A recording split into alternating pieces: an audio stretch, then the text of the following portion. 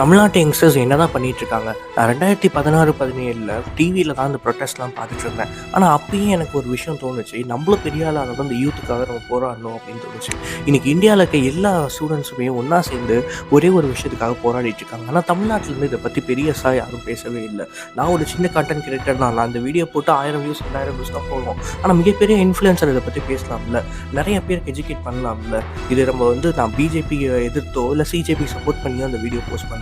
விஷயம் என்னன்னா, millions of students, அதாவது இந்தியாவை முழுக்க இருக்க மொத்த இந்தியன்ஸ், மதம், இனம் எல்லாத்தையும் தாண்டி ஒன்றா இணைஞ்சி போராடுறாங்க ஒரே ஒரு விஷயத்துக்காக, ஸ்டூடெண்ட்ஸோட வாழ்க்கைக்காக. அப்படிப்பட்ட ஒரு விஷயத்தில் இருக்கும்போது தமிழ்நாட்டில் இருந்து நம்மளோட சப்போர்ட் நம்ம கொடுத்து தான் ஆகும். மில்லியன்ஸ் ஆஃப் ஸ்டூடெண்ட்ஸோட வாழ்க்கை இதில் இருக்குது. இந்த வீடியோவை ஷேர் பண்ணுங்கள் மேக்ஸிமம் உங்கள் ஃப்ரெண்ட்ஸ் அண்ட் ஃபேமிலிக்கு. அவங்களுக்கும் இந்த மாதிரி விஷயங்கள் நடக்குதுன்னு தெரியப்படுத்துங்க. நம்மளால் முழுசாக நம்மளால் அங்கே போய் நம்மளால் பண்ண முடியலனாலும் நம்மளால் முடிஞ்ச சப்போர்ட் நம்ம கொடுக்கலாம். ஜெய் ஹிந்த்.